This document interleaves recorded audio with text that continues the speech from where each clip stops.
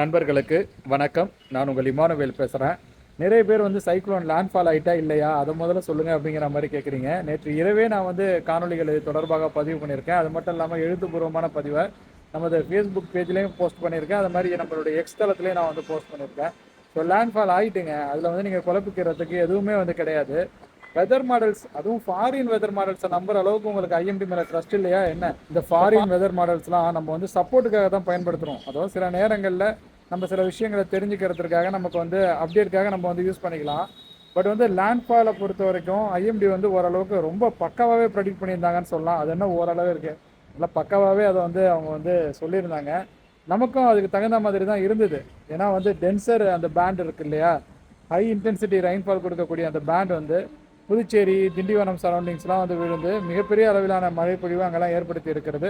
புதுச்சேரியில் அதிகாலை 2:30 மணி வரையில் பதிவாகி இருக்கக்கூடிய அந்த மழை அளவுகளிலேயே 443 மில்லிமீட்டர் அளவு மழை பதிவாகிவிட்டது.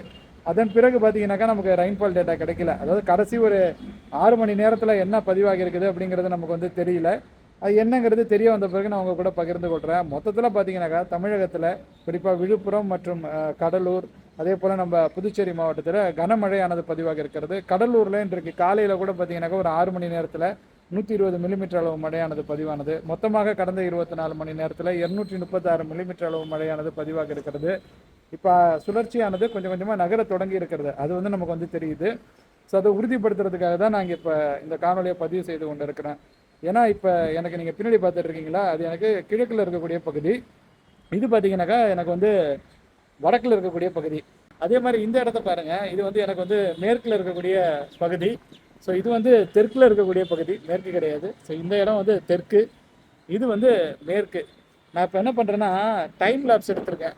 அந்த டைம் லேப்ஸை அப்படியே நான் அட்டாச் பண்ணுறேன் இந்த வீடியோவோட. நீங்கள் அதை பாருங்கள், உங்களுக்கு ஒரு ஐடியா கிடைக்கும். ஸோ சர்க்குலேஷன் டுவர்ட்ஸ் விழுப்புரம் தான் நகர்ந்துட்டுருக்கு.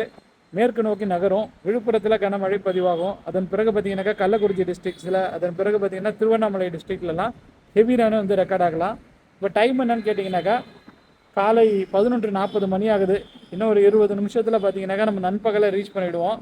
பட் இன்னுமே பார்த்தீங்கன்னாக்கா சென்னையில் அவ்வப்பொழுது கொஞ்சம் விட்டு விட்டு அந்த சாரல் தூரல் சில இடங்களில் பதிவாகி கொண்டு இருக்கிறது. நான் இப்போ குரோம்பேட்டில் தான் இருக்கேன். ஸோ குரோம்பேட்டில் இந்த மாதிரியான நிலவரம் இருக்குது. உங்களது பகுதி நிலவரத்தை மறக்காமல் என் கூட நீங்கள் பகிர்ந்து கொள்ளுங்கள். இது இருக்க தானே செய்யும். ஏன்னா சர்க்குலேஷன் இருக்குது. ஸோ ஈஸ்டர்லிஸ் உள்ளே வந்துட்டுருக்கு. ஸோ அதனால தான் இப்படி இருக்குது. திடீர்னு வானம் மேகமூட்டமாக இருக்குது. திடீர்னு கொஞ்சம் சூரியன் எட்டி பார்க்குது. அதன் பிறகு மறுபடியும் வானம் மேகமூட்டமாகிடுது. ஸோ இது கண்டினியூ ஆகும்னு நினைக்கிறேன். அவ்வளோதான். நெக்ஸ்ட் வீடியோவில் உங்கள் அனைவரையும் நான் சந்திக்கிறேன். ஸோ ரொம்ப கன்ஃபியூஷன்லாம் ஆகிக்காதீங்க. சைக்ளோன் லேண்ட்ஃபால் ஆகிட்டு இப்போ மேலும் அது வீக்கர் ஆகும். அதாவது பார்த்திங்கன்னா டீப் டிப்ரெஷன் ஆகும். அதன் பிறகு பார்த்திங்கனாக்கா அது அப்படியே மேற்கு நோக்கி நகர்வதற்கான வாய்ப்புகள் இருக்குது. ஆஃப்டர்நூன் வாய்ஸ் போஸ்ட்டில் இது தொடர்பான டீட்டெயில்டு இன்ஃபர்மேஷனை உங்கள் கூட நான் ஷேர் பண்ணிக்கிறேன். அவ்வளோதான்.